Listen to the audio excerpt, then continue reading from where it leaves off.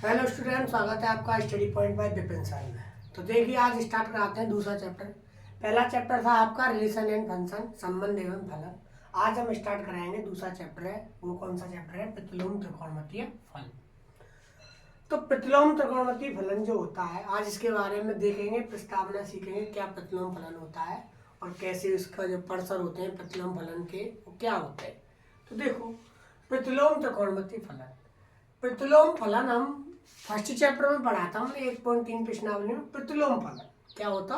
प्रतिलोम। इसमें एक्स्ट्रा आ गया प्रतिलोम त्रिकोणमितीय फलन। प्रतिलोम फलन कौन से त्रिकोणमितीय, कौन से फलन? त्रिकोणमितीय फलन। तो हम इसमें एक्स्ट्रा पढ़ेंगे कि प्रतिलोम पढ़ेंगे, वो भी कौन से फलनों का पढ़ेंगे? त्रिकोणमितीय फलनों का। तो प्रतिलोम कौन से फलनों का पढ़ेंगे हम? त्रिकोणमितीय फलनों का। तो देखो, प्रतिलोम फलन और प्रतिलोम त्रिकोणमितीय फलन। तो पहला नंबर पर प्रतिलोम त्रिकोणमितीय फलन क्या होते हैं ये चीज समझो। तो प्रतिलोम त्रिकोणमितीय फलन होते हैं, तो प्रतिलोम हर फलन का प्रतिलोम फलन संभव नहीं है। प्रतिलोम सिर्फ उसी फलन का संभव है जो एक एक की और आच्छादक होते हैं। जो फलन हमारे बच्चों एक एक की और आच्छादक होते हैं वही हमारे प्रतिलोम फलन कहलाते हैं। वही हमारे क्या है? प्रतिलोम त्रिकोणमितीय फलन। उन्हीं फलनों का प्रतिलोम निकालना संभव है जो फलन हमारे एक एक की आच्छादक होते हैं। ऐसे फलन जो एक एक की आच्छादक होते हैं उन्हीं का प्रतिलोम फलन विद्यमान होता है। जो फलन हमारे एक एक की और आच्छादक नहीं है, मतलब बोहे की है या अंतरक्षेपी है, वो ऐसे फलनों का प्रतिलोम निकालना संभव नहीं है। तो प्रतिलोम सिर्फ उन्हीं फलनों का होता है जो फलन हमारे एक एक की और आच्छादक होते हैं। इस चैप्टर में आपके दो प्रश्नावली हैं, एक 2.1 और एक 2.2 प्रश्नावली। 2.1 प्रश्नावली आपकी 20 मिनट में खत्म हो जाएगी। उससे पहले उसके बारे में उसको खत्म करने के लिए तो ये परसर ज्ञात करना जरूरी है। इन फलनों के परसर याद करना जरूरी है। तो सबसे पहले 2.1 2.2 में पहुंचने से पहले हम इस चैप्टर के परसरों के बारे में ज्ञात करते हैं कि परसर क्या क्या होते हैं। तो हम किसका इनवर्स पढ़ रहे हैं? त्रिकोणमितीय का प्रतिलोम पढ़ रहे हैं। किसका इनवर्स पढ़ रहे हैं? त्रिकोणमितीय का। इस चैप्टर का नाम है इनवर्स ट्रिगोनोमेट्रिक फंक्शन, प्रतिलोम त्रिकोणमितीय फलन। तो प्रतिलोम फलन कौन से होते हैं? मैंने बताया था, जो फलन एक एक की और आच्छादक होते हैं उन्हीं का प्रतिलोम निकालना संभव होता है, अन्यथा किसी का प्रतिलोम नहीं निकलेगा। जो ये फलन एक एक की आच्छादक है उनका प्रतिलोम नहीं निकाला जा सकता है। तो देखो, त्रिकोणमितीय फलन, तो त्रिकोणमितीय फलन, त्रिकोणमितीय फलनों का प्रतिलोम। प्रतिलोम का मतलब होता है उल्टा, उल्टे का मतलब इनवर्स। जैसे प्रतिलोम त्रिकोणमितीय फलन क्या होते हैं? हमारे कितने फलन होते हैं? टोटल 6 फलन होते हैं, 6 अनुपात होते हैं। मैंने 10 में भी किया था, जैसे साइन, कोस, टेन, सेक, कोसेक्स और ये कॉट। ये टोटल कितने अनुपात होते हैं? 6। इनका हम प्रतिलोम पढ़ेंगे तो क्या हो जाएगा? Inverse. Sine inverse, cosec inverse, tan inverse, cos inverse, sec inverse, cot inverse. तो यह चैप्टर वैसे ज़्यादा कठिन चैप्टर नहीं है और ना ये पहले चैप्टर से लिंक है। बस इस चैप्टर का पहले चैप्टर में बस ये चीज़ काम आएगी कि जो फलन एक एक की आच्छादक होते हैं वो ही फलनों का प्रतिलोम निकालना संभव है। उन्हीं फलनों का प्रतिलोम फलन विद्यमान होता है जो फलन एक एक ही आच्छादक होते हैं। बस पिछले चैप्टर में से बस यही चीज काम आएगी इस चैप्टर की। और इसमें त्रिकोणमिति का यूज होगा। त्रिकोणमिति हम 10th में पढ़ चुके हैं, त्रिकोणमिति हम 11th में पढ़ चुके हैं, तो हमको 10th और 11th की त्रिकोणमिति आना जरूरी है। ज्यादा नहीं तो कम से कम मान तो आनी चाहिए। जो टेबल होती है 10th में त्रिकोणमिति की, जो मानों की टेबल होती है उनके मान हमको आने चाहिए इस चैप्टर के लिए, बेसिक नीड है इस चैप्टर की। तो देखो, आज हम परसर बताएंगे कि कितने फलन है, टोटल अनुपात कितने होते हैं? त्रिकोणमितीय अनुपात टोटल होते हैं 6। तो उनके फलन भी क्या होंगे? 6। साइन इनवर्स, ये साइन का प्रतिलोम। कोसेक इनवर्स, ये कोसेक का प्रतिलोम। टेन इनवर्स, ये टेन का प्रतिलोम। कॉस इनवर्स, ये कॉस का प्रतिलोम। सेक इनवर्स, ये सेक का प्रतिलोम। कॉट इनवर्स, ये कॉट का प्रतिलोम। तो बच्चों, ये जो मैंने जो अभी सामने लिखा है आपकी परसर, अगर ये आपने याद कर लिए कि कौन से फलन का कौन परसर होता है तो चैप्टर में परेशानी नहीं आएगी। पूरी 2.1 प्रश्नावली खत्म हो जाएगी 20 मिनट में। सिर्फ 10 मिनट में प्रश्नावली खत्म हो जाएगी, 20 मिनट तो बहुत हो गए। अगर ये आपको परसर आते हैं तो इन परसरों को मैंने 2 भागों में विभाजित किया है, एक साइन, कोसेक और टेन में, एक कॉस, सेक और कॉट में। तो तुमको याद भी इसी तरीके से करनी पड़ेगी। ऐसे प्रांत भी होते हैं, परसर भी होते हैं, लेकिन हमें सिर्फ जरूरत परसर की है, तो हम सिर्फ परसर ध्यान रखेंगे, प्रांत ध्यान रखने की आवश्यकता नहीं है। हमें 6 फलनों के परसर पता होने चाहिए। प्रांत परसर हम जानते हैं, 11th में किया था, फर्स्ट चैप्टर था, दूसरे चैप्टर में, फर्स्ट चैप्टर में हमने किया थे प्रांत परसर क्या होते हैं, निकाले थे। तो अब यहाँ पे सिर्फ हम ध्यान रखेंगे, जैसा लिखा है ऐसा ही हमको ध्यान रखना पड़ेगा। तो मैंने ये विभाजित कर दिया है। तो देखो जैसे ये क्या होता है, जैसे मैं बात बताऊं, जैसे ये हमारी तो ये होता है, ग्राफ होता है, ये 0, ये π/2, ये क्या होता है पाई, और ये क्या होता है 3π/2। तो ये जो होता है प्लस के π/2, यहाँ पे आ जाता है माइनस के, कितना हो जाता है माइनस के। तो -π/2 से +π/2, जो ये रेंज होती है वो होती है हमारी साइन की, कोसेक की और किसकी, टेन की। कितना π/2 थे माइनस के π/2, 3π/2 होते हैं, लेकिन ऐसा चलने पर आ जाएगा ये नेगेटिव हो जाता है, क्या हो जाएगा नेगेटिव। तो π/2 थे माइनस के π/2 चलने पर मतलब ये जो रेंज होती है π/2 थे -π/2, -π/2 थे +π/2, वो होती है हमारी साइन की, कोसेक की और किसकी, टेन की। देखो सब में -π/2 थे +π/2, -π/2 +π/2, -π/2 जो साइन की, कोसेक की और टेन की जो रेंज होती है वो क्या होती है -π/2 से +π/2। और ये वाली जो लाइन होती है 0 से पाई, ये किस रेंज पे आते हैं, इस पे आते हैं कॉस, सेक और कॉस। तो हमको ऐसा ध्यान रख लेंगे, मतलब ये जो त्रिकोणमितीय फलन है, जो हमारे प्रतिलोम त्रिकोणमितीय फलन है, ये 6, ये हमें 2 भागों में विभाजित करने हैं। एक भाग बनाना है साइन, कोसेक, टेन, एक ग्रुप बनाना है कॉस, सेक और कॉट का। साइन, कोसेक और टेन की रेंज होती है, परसर होता है, वो क्या होता है -π से π/2। तो इसमें कौन सा इंटरवल लग रहा है बच्चों, बंद अंतराल लग रहा है। इसका मतलब होता है कि इसमें -π/2 शामिल करना है, और इसका मतलब है प्लस के π/2 भी शामिल करना है, क्योंकि साइन 90 का मान 1 होता है और साइन -90 का मान क्या होता है -12 -1 होता है। मतलब -π/2 और +π/2 का साइन इनवर्स एग्जिस्ट करता है, ये मतलब एग्जिस्ट करता है, इस बात को मतलब ये अप्लाई कर सकता है। π/2 और -π/2 रख सकते हैं हम इस फलन में, तो इसलिए इस पर कौन सा अंतराल लगाते हैं हम, बंद। अगर हम इसके लिए π/2 नहीं रख सकते थे तो हम π/2 पर ओपन इंटरवल लगाते। देखो ये होते हैं हमारे क्लोज इंटरवल, ये 11th में सीखा था, और ये होते हैं हमारे ओपन इंटरवल। इन्हें बोलते हैं बंद अंतराल, इन्हें बोलते हैं खुला अंतराल। जब ऐसे अंतराल लगे होते हैं उसका मतलब ये होता है कि इसमें π/2 शामिल नहीं करना है, और जब ऐसा अंतराल लगा होता है इसका मतलब इसमें π/2 शामिल करना है। तो ऐसे ही साइन, कोसेक और टेन और कॉस और सेक और कॉट, ये हमने 2 ग्रुप बनाए, एक ये और एक ये। तो सबसे पहले साइन की रेंज क्या होती है -π/2 से प्लस के π/2। तो इसमें हम -π/2 और +π/2 दोनों पर क्या लगाएंगे, क्लोज इंटरवल। क्या लगाएंगे, क्लोज। तो इसमें दोनों वैल्यू अब संभव है।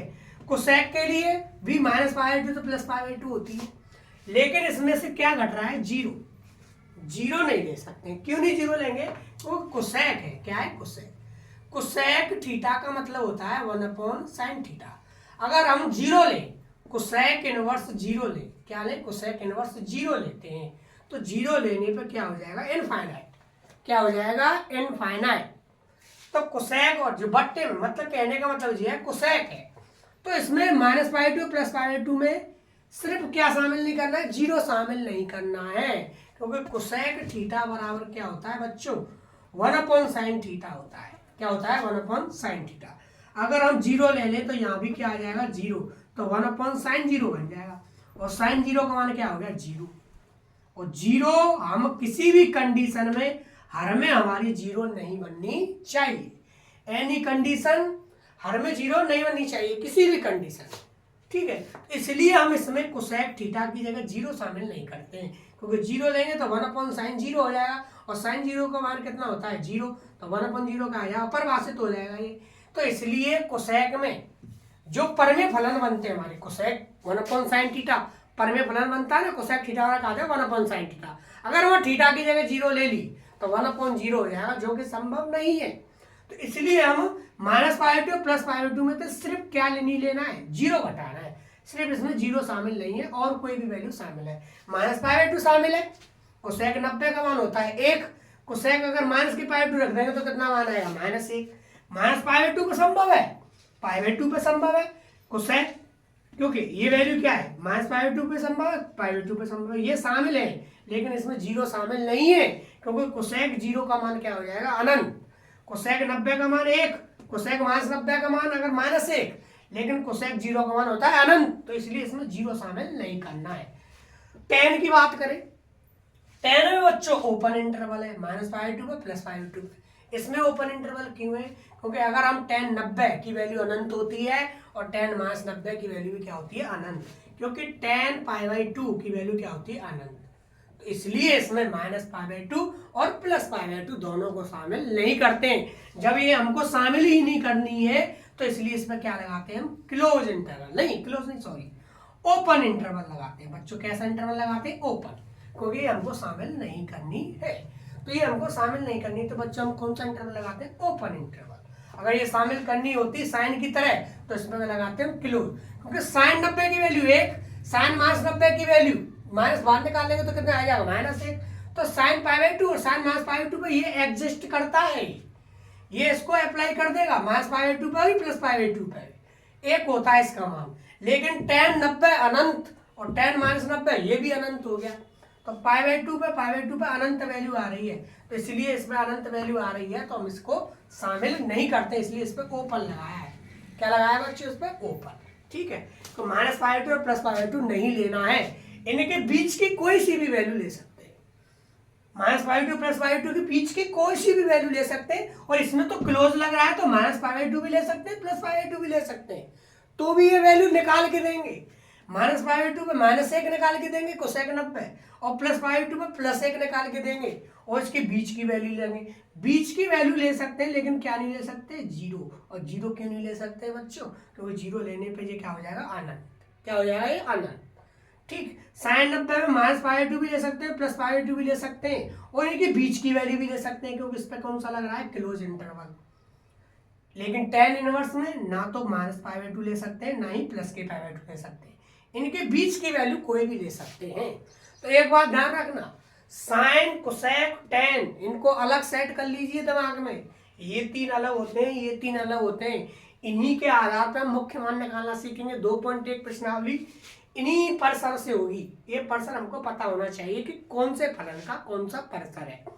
तो देखो बच्चों, कॉस इनवर्स, अब बात करते हैं, ये साइन कोसेक tan, ये दूसरी, ये पहली पार्टी होगी भाई, और दूसरी पार्टी ये है कॉस इनवर्स, सेक इनवर्स और कॉट इनवर्स। याद रखने का तरीका समझ लो, साइन का उल्टा कोसेक, और ये क्या है, tan इनवर्स डाल दिया, कॉस का उल्टा सेक, तो इसमें क्या डाल दिया, कॉट इनवर्स डाल दिया। तो इसको हम याद रख सकते हैं सेपरेशन के लिए। तो देखो कॉस इनवर्स, तो कॉस इनवर्स परसर बताते हैं। तो कॉस के जो परसर होते हैं, मैंने बताया था, जो टेबल बना के भाई बताया था, 0 से पाई। तो कॉस की रेंज क्या होती है, 0 से पाई। फिर वही बात, इसमें हम 0 भी शामिल कर सकते हैं, क्योंकि कॉस 0 का मान क्या होता है, 1, और कॉस पाई का मान क्या होता है, -1। अनंत तो नहीं होता है, बस अनंत ही नहीं होना चाहिए। अनंत का मतलब होता है अपरिभाषित, तो जो परिभाषित ही नहीं है तो उसको नहीं लेंगे। इसलिए इसमें क्या लगाते हैं, क्लोज इंटरवल, बंद अंतराल। कॉस इनवर्स की रेंज क्या होती है, 0 से पाई, इसकी भी 0 से पाई, और इसकी भी 0 से पाई। लेकिन इसमें वही कंडीशन है जैसे हमारी कोसेक में कंडीशन थी, ऐसे ही इसी में भी। तो देखो 0 से पाई कॉस की होती है, 0 से पाई, जिसमें 0 भी शामिल है और पाई भी शामिल है, 0 से पाई क्लोज इंटरवल लग रहा है। सेक में 0 से पाई है, क्लोज इंटरवल है, 0 भी ले सकते हैं, पाई भी ले सकते हैं, लेकिन क्या नहीं ले सकते, -π/2। क्यों नहीं लेंगे, π/2 नहीं लेंगे। इसमें से क्या घटा देंगे, 0 और पाई के बीच में आती है π/2, 0 और पाई के बीच में क्या आती है, π/2। इसमें π/2 नहीं लेंगे। क्यों नहीं लेंगे π/2 सेक, क्योंकि देखो सेक में अगर हमने π/2 ली, सेक π/2 लिया, तो सेक 90, सेक π/2 मतलब क्या होता है, सेक 90, और सेक 90 का मतलब होता है 1/cos 90। तो 1/cos 90 की वैल्यू क्या होगी, 0। सेक 90 का मान अनंत होता है, क्या होता है, अनंत। तो जो वैल्यू अनंत आती है उसको हम लेते नहीं है। तो इसलिए सेक इनवर्स में 0 और पाई में से क्या घटाना है, π/2। 0 ले सकते हैं, सेक 0 का मान 1, सेक पाई ले सकते हैं, सेक पाई का मान -1, लेकिन 90 नहीं ले सकते। सेक 90 का मान होता है अनंत, अपरिभाषित होता है, इसलिए 0 से पाई में से क्या घटा रहे हैं हम, π/2 घटानी है आपको। अब देखो कॉट इनवर्स, कॉट इनवर्स में 0 और पाई होगी, लेकिन इस पर क्या होगा, ओपन, मतलब इसमें ना तो 0 शामिल करनी है, ना इसमें पाई शामिल करनी है। क्यों, कॉट 0 का मान क्या हो गया, कॉट 0 का मान हो गया अनंत, कॉट पाई का मान क्या हो गया, अनंत। तो अनंत वाली जो वैल्यू अनंत आते हैं उत्तर, उनको शामिल नहीं करते हैं। जिस थीटा पे या जिस एंगल पे वैल्यू अनंत आ रही हो तो उसको शामिल नहीं करते हैं। इसलिए या तो उसको घटा देते हैं, ऐसे ऐसे घटा देते हैं, जीरो और पाई में जीरो शामिल है क्योंकि इसमें जीरो शामिल है और पाई ही शामिल है, लेकिन पाई बाई 2 शामिल नहीं, इसलिए इसमें से घटा दी है ये वैल्यू। लेकिन कॉट इनवर्स में ना तो जीरो शामिल है ना ही पाई शामिल है, तो कॉट में ना तो जीरो लेंगे ना ही लेंगे पाई, तो इसलिए कॉट इनवर्स की रेंज क्या आएगी, जीरो से पाई। तो समझ में आया, ये हमको रेंज बच्चों पता होनी चाहिए। ये आपकी किताब में भी है, ये टेबल, ये आपकी टेबल किताब में भी है, तो मैंने सिर्फ रेंज की बताई है, तो आपका सिर्फ परसेंट आपको ध्यान रखना पड़ेगा। तो देखो ये हमको दो भागों में विभाजित करनी है। कितने भागों में बच्चों, दो में, एक साइन कोसेक और टेन, एक साइन कोसेक और टेन, एक कॉस सेक और कॉट। अगर मैं इसका संक्षिप्त रूप तो बताऊं, कौन सा रूप बताऊं, संक्षिप्त, तो साइन कोसेक और टेन बच्चों क्या, साइन कोसेक और टेन, इनकी रेंज होती है जो समझ लो -π/2 और +π/2, ये रेंज होती है साइन कोसेक टेन संक्षिप्त रूप। वैसे तो ये रेंज मैंने लिखा दी, लेकिन एक संक्षिप्त रूप में लिखा हूं, तो इतना ध्यान रखना बच्चों कि साइन की, कोसेक की और टेन की -π/2 और +π/2, और अगर कॉस और सेक और कॉट दिखे तुम्हें कहीं तो इसकी रेंज समझ लो जीरो और पाई। क्या समझ लो बच्चों, इसकी रेंज कुछ भी लगा लो, कोई भी इंटरवल लगा लो, ये तो मैंने समझाने के लिए बता रहा हूँ कि साइन को देखो, साइन कोसेक और टेन में तीनों में -π/2 +π/2 -π/2 +π/2 और -π/2 +π/2, और कॉस सेक और कॉट में जीरो से पाई, जीरो से पाई और जीरो से पाई। तो ये समझ लो कॉस सेक कॉट के लिए जीरो और पाई, और साइन कोसेक और टेन के लिए -π/2 π/2 के बीच में वैल्यू होनी चाहिए। तो एक बात ध्यान रखना, तो देखो एक चीज हम नोटिस कर रहे हैं इसमें, क्या नोटिस किया, साइन कोसेक और टेन, देखो -π/2 का मतलब क्या होता है, -90 से +90, इसका मतलब क्या है, -90 से +90, कहने का मतलब है -90 और +90 के बीच में क्या क्या आती है, -60 भी आती है, -30 भी आती है, -45 भी आती है, जीरो भी आती है, +30 भी आती है, +60 भी आती है, 45 भी आती है। तो मतलब साइन कोसेक और टेन तीनों, मतलब तीनों में जो थीटा होता है वो माइनस होता है, उनकी रेंज में थीटा क्या में होता है, माइनस में होता है। देखो रेंज क्या है हमारी, साइन की रेंज क्या है, -π/2 से +π/2, मतलब -90 से +90, और -90 और +90 के बीच में -30 भी आ रहा है, -60 भी आ रहा है, -45 भी आ रहा है। तो मतलब इसका मतलब ये है कि साइन कोसेक और टेन माइनस के एंगल को एस्पेक्ट कर लेते हैं, क्या कर लेते हैं, मतलब इसको अनुमति दे देते हैं, मतलब माइनस में उसकी रेंज होती है, किस किस की, साइन की, कोसेक की और टेन की। देखो होती ही नहीं होती है, -π/2 +π/2 कोई भी बीच की वैल्यू माइनस भी हो सकती है, प्लस भी हो सकती है, -2 +π/2 के बीच की माइनस भी हो सकती है, प्लस भी हो सकती है। इसमें भी -π/2 +π/2 शामिल नहीं है, लेकिन उसके बीच की वैल्यू में तो माइनस आएगा, तो इसके बीच में भी तो माइनस आएगा, नहीं आएगा, ये -90 ये +90, ये हालांकि टेन -90 के लिए राजी नहीं है, मतलब ये शामिल नहीं करता है, और π/2 भी शामिल नहीं करता है, लेकिन बीच की वैल्यू तो शामिल होगी, तो बीच में -60 भी आएगी, -30 भी आएगी, -45 भी आएगी। लेकिन कॉस में इसका क्या है, उल्टा है सीधा। देखो इसमें -90 से +90, -90 से +90, -90 से +90, कहने का मतलब है साइन कोसेक और टेन ये तीनों माइनस को एस्पेक्ट कर लेते हैं, माइनस को स्वीकार लेते हैं। मतलब इसमें अगर रेंज में माइनस आए, थीटा अगर इसमें माइनस में आता है तीनों में, तो उसको ये एस्पेक्ट कर ले, तो उत्तर भी क्या है, किस में आता है हमारा, माइनस में आ सकता है। लेकिन इसके लिए कॉस सेक और कॉट के लिए, इन तीनों के लिए उत्तर नेगेटिव में नहीं आएगा, इसमें हमेशा पॉजिटिव रखना पड़ेगा। तो पॉजिटिव रखने के लिए हम फिर क्या करते हैं, तो तभी बताएंगे। पॉजिटिव रखने के लिए देखो कॉस इनवर्स 0 और पाई, क्या होता है, कॉस इनवर्स 0 और पाई, मतलब जो कॉस इनवर्स की रेंज होती है वो क्या होती है, 0 से पाई। देखो सेक की भी क्या होती है, 0 से पाई, और कॉट की भी क्या होती है, 0 से पाई। तो तीनों में 0 से पाई 0 से पाई 0 पाई से कोवेनिस्ट है, तो याद रखने के लिए ध्यान रखना, कॉस सेक कॉट की क्या होती है, 0 से पाई, साइन कोसेक टेन के होते हैं -π/2 से +π/2। तो इसमें हमने क्या सीखा, इसमें पता है इसमें नेगेटिव नहीं है, प्लस 0 से स्टार्ट हो रहा है कहां तक, 180 तक, पाई का मतलब क्या होता है 180, 0 से 180 नेगेटिव नहीं है, 0 से तो स्टार्ट हो रहा है, 0 से अगर इधर होता तो होता है ये नेगेटिव। तो 0 से पाई, ये भी 0 से पाई, ये भी 0 से 180, ये भी 0 से 180, मतलब कॉस सेक और कॉट तीनों में नेगेटिव नहीं होता है, इसकी रेंज में नेगेटिव नहीं होता। बताओ है क्या नेगेटिव? नहीं है। 0 से पाई है और 0 से पाई तक धनात्मक होगा। 0 से 30, 45, 60, 90, 150, 120, कहां तक? धनात्मक ही लेंगे। कहां तक? 0 से 180 तक शामिल करना है। 0 से 180, ये भी सेक भी क्या होनी चाहिए? इसकी रेंज, सेक की रेंज क्या होनी चाहिए? 0 से 180। और कॉट की रेंज क्या होनी चाहिए? 0 से 180। तो इस बात को ध्यान रखना। अगर मैं तुमसे पूछूं कॉस की, सेक की और कॉट की तीनों में से रेंज पूछूं तो तुम क्या बताओगे? 0 से पाई। इनमें ज्यादा ध्यान नहीं देना, इन पे ज्यादा ध्यान नहीं देना है कि π/2 शामिल नहीं है इसमें 0 शामिल नहीं है, इनकी जरूरत नहीं पड़ेगी। लेकिन ये हमको पता होना चाहिए इसमें 0 शामिल क्यों नहीं करते, इसमें π/2 शामिल क्यों नहीं करते। हालांकि जो मेन चीज है जो हमको जरूरत पड़ेगी उन दोनों चीजों को पड़ेगी। अगर कॉस सेक कॉट की रेंज पूछूं तो आपको बतानी 0 से पाई। अगर साइन कोसेक टेन की रेंज पूछे तो बतानी आपकी -π/2 और +π/2। ठीक, मतलब साइन कोसेक टेन माइनस को एक्सपेक्ट कर लेते हैं क्योंकि इसकी रेंज नेगेटिव है। -90 तो +90, इसमें नेगेटिव चलेगा, लेकिन कॉस सेक कॉट के लिए नेगेटिव नहीं चलेगा।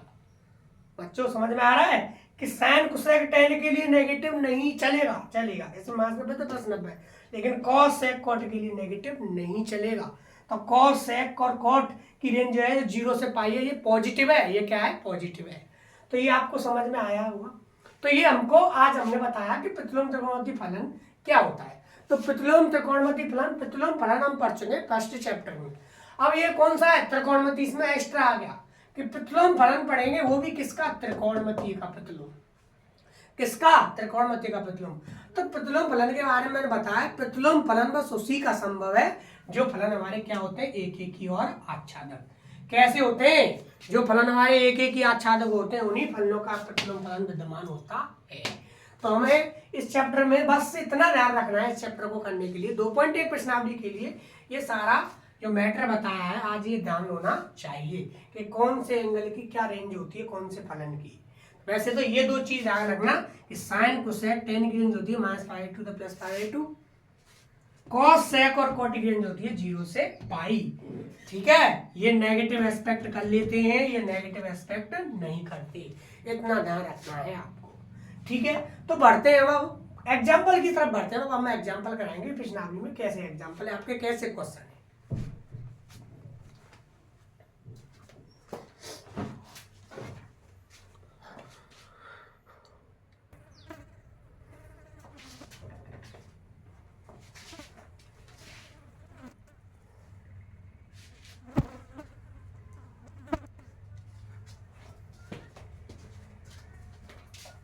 तो देखो बच्चों, अब बढ़ते हैं मैं एग्जाम्पल की तरफ। जो 2.1 प्रश्नावली है हमारी, उससे रिलेटेड एग्जाम्पल बताते हैं। तो हमको 2.1 प्रश्नावली में कुछ नहीं करना, हमको सिर्फ मुख्य मान ज्ञात करने हैं। क्या करना है बच्चों? मुख्य मान ज्ञात करो, मुख्य मान ज्ञात करने हैं पूरी 2.1 प्रश्नावली में। अगर आपको ये एग्जाम्पल समझ में आते हैं जो आज बताते तो आप 2.1 प्रश्नावली खुद भी करते हैं। एक वीडियो और डाल दूंगा 2.1 प्रश्नावली सॉल्यूशन की।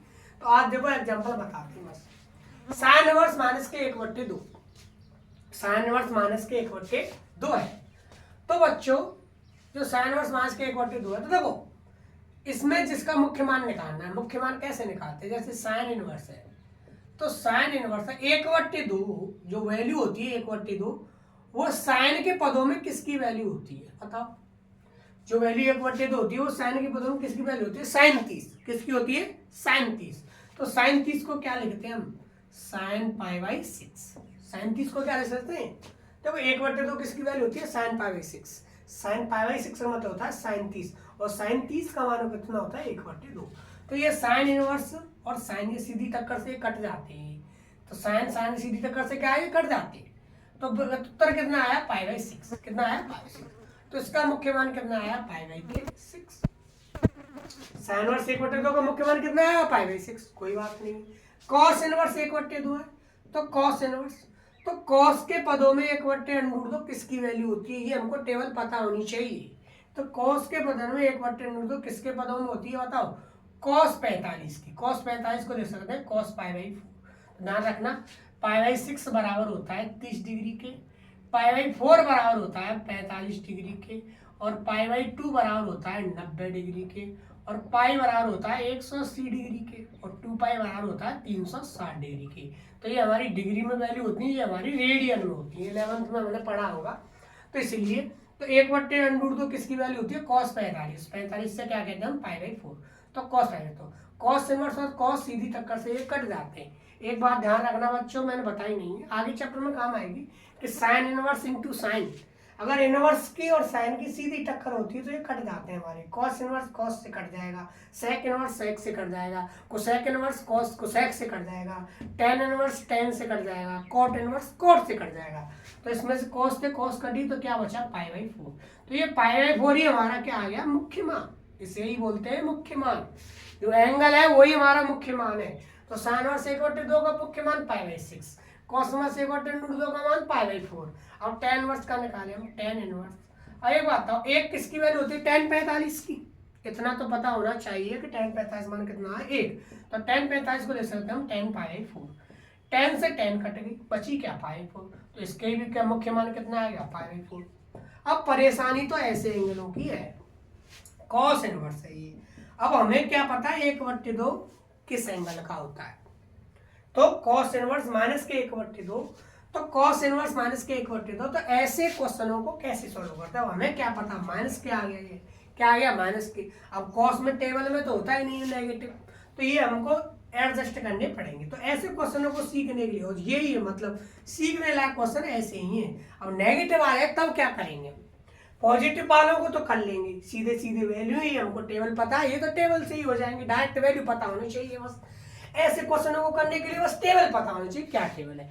लेकिन परेशानी आती है बच्चों ऐसे क्वेश्चनों को करने के लिए, तो कोई परेशानी नहीं आ रही। यदि मैंने आपको बताया है, जो बताया पिछली क्लास अभी बताया था थोड़ी देर पहले, उसमें कोई अगर वो आपको पता है तो उसमें कोई परेशानी नहीं आएगी। क्या पता होना चाहिए कि साइन कोसेक और टेन की रेंज होती है, वो होती है -π/2 से प्लस की π/2। कॉस सेक और कॉट की रेंज होती है, वो होती है 0 से पाई। मतलब साइन कोसेक और टेन माइनस को एक्सपेक्ट कर लेते हैं, लेकिन कॉस सेक और कॉट नहीं कर पाते। पहले देखो बच्चों ऐसे क्वेश्चनों को करते हैं, ऐसे क्वेश्चन पर बाद में आएंगे हम, नेक्स्ट वीडियो में आएंगे ऐसे क्वेश्चनों को। तो पहले ऐसे क्वेश्चनों का मान ज्ञात करते हैं। तो देखो आपकी किताब के एग्जाम्पल लेते हैं, ठीक। तो ये भी एग्जाम्पल बताए, लेकिन तरीका होता है प्रॉपर, उस तरीके से करते। जैसे देखो, जैसे मैं अभी क्वेश्चन लूंगा आपका, जैसे एग्जाम्पल नंबर फर्स्ट है आपकी किताब का, साइन इनवर्स 1/√2 का मुख्य मान ज्ञात कीजिए। साइन इनवर्स 1/2 का मुख्य मान ज्ञात कीजिए। तो देखो बच्चों ऐसे क्वेश्चन ज्यादातर है पेपर में, बोर्ड एग्जाम्पल में एक नंबर के आते हैं। तो ये आपके या तो आपके एमसीक्यू में आ सकते हैं, बहुविकल्पी प्रश्नों में, या आपके अतिलघु में आएंगे। क्या आएंगे, अतिलघु। और एक क्वेश्चन आपका पक्का है, फिक्स है, एक क्वेश्चन आपका ये मुख्य मान से संबंधित आना ही आना है, या तो बहुविकल्पी प्रश्न में आएगा या ये आएगा अतिलघु वाले में। तो एक क्वेश्चन तो जरूर आएगा मुख्य मान का, और एक क्वेश्चन आपका 2.2 में से आएगा 5 नंबर का।